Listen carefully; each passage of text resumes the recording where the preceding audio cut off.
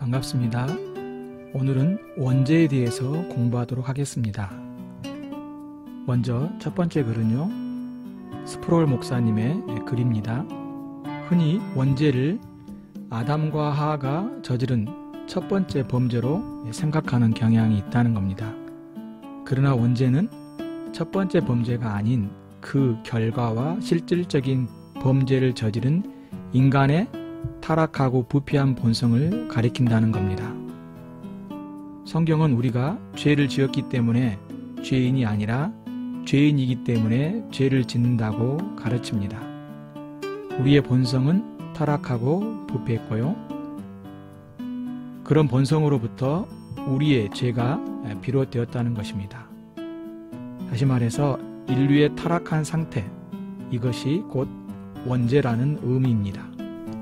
그러니까 아담이 처음 지은 죄를 원죄라고 말하기보다 아담의 죄로 말미암아 그 결과 인간들이 죄를 짓고 또 부패한 본성을 가진 그 모든 것들을 원죄라고 말하는 것이죠.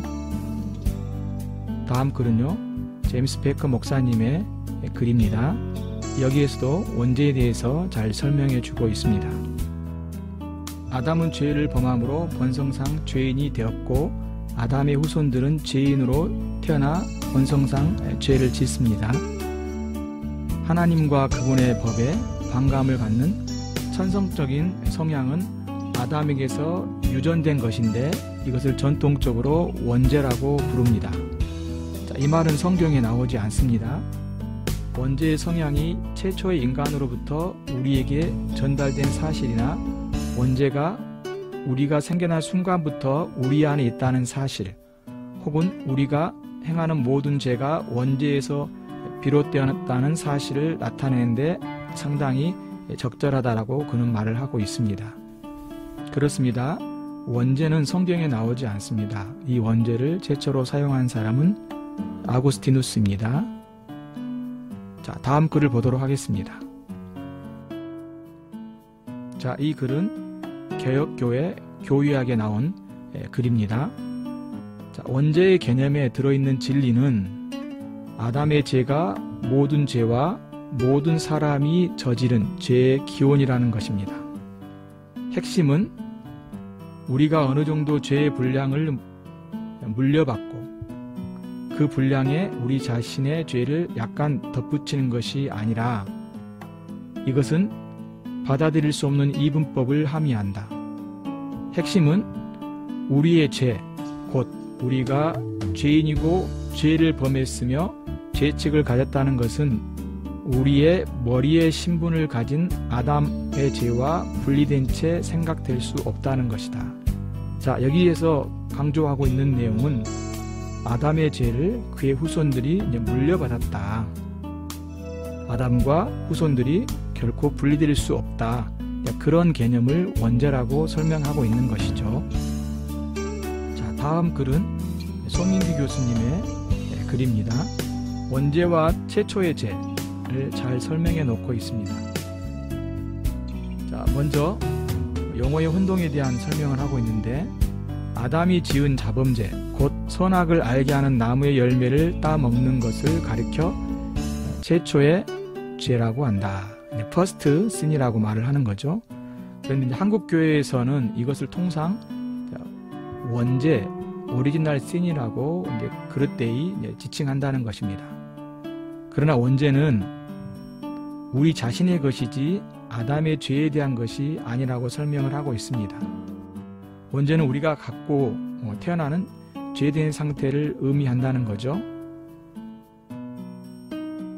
따라서 아담의 처음 범죄는 최초의 죄, 우리가 가지고 태어나는 죄의 상태를 원죄라고 구별해야 된다라고 그는 가르치고 있습니다. 그러면서 이제 몇 가지 자료를 첨부하여 설명을 하는데요. 먼저 그는 윌리엄슨의 웨스트민스터 신앙고백서 해설서를 말을 하고 있는데요. 아담의 최초의 죄는 The First Sin이라고 분명히 말해주고 있고, 후손의 원죄에 대해서는 오리지널 신이라고 말을 해주고 있습니다. 그리고 벨직 신앙고백서에서도 15항의 오리지널 신에 대해서 나오고 있는데, 이 원죄에 대해서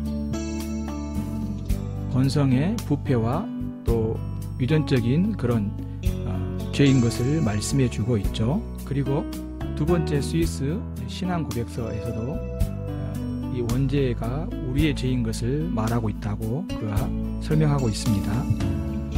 또한 소요리 문답에서도요, 아담의 죄를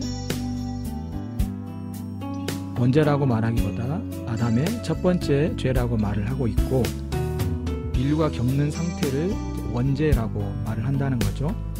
그리고 대요리 문답에서도요, 아담의 죄를 첫 번째 죄라고 표현하고 있고, 우리의 죄에 대해서는 이제 원죄라고 말하고 있다고 기록합니다. 그리고 벌코프의 조직신학에서 보면 아담의 죄를 첫 번째 죄라고 이야기하고 있고, 우리의 죄악된 상태를 이제 원죄라고 분명히 구별한다고 말을 합니다. 후쿠마의 그 책에서도요, 아담의 죄는 최초의 죄이고 우리의 죄된 상태는 원죄라고 표현을 하고 있다는 겁니다. 그리고 고 박형룡 박사의 저술에서도 아담의 죄를 이제 최초의 범죄라고 말을 하고 있고요. 그리고 우리의 타락한 상태를 이제 원죄라고 명백하게 이제 구별하여 설명하고 있다라고 말을 합니다. 자, 마지막 자료는 존 프레임 교수의 원죄에 대한 설명입니다. 성경은 우리 모두에게 아담의 죄에 대한 죄책이 있다라고 가르친다. 우리는 그 죄로 인해 벌을 받을 뿐 아니라 실제로 그 죄에 대한 책임이 있다라고 말을 합니다.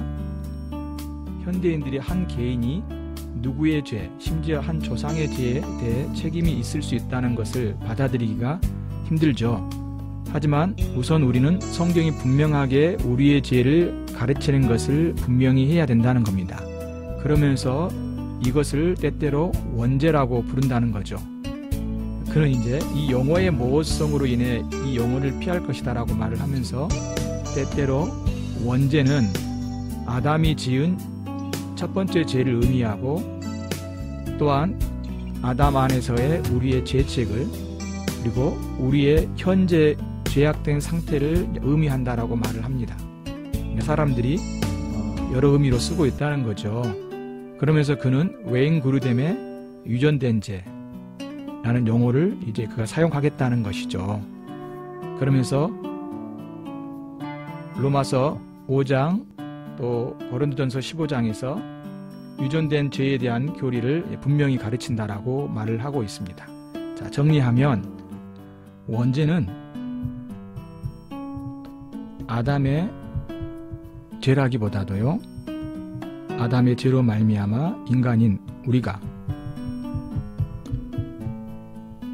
죄를 가지고 태어나고 그 죄로 말미암아 우리가 부패하게 되고 영원한 심판을 받을 수밖에 없다.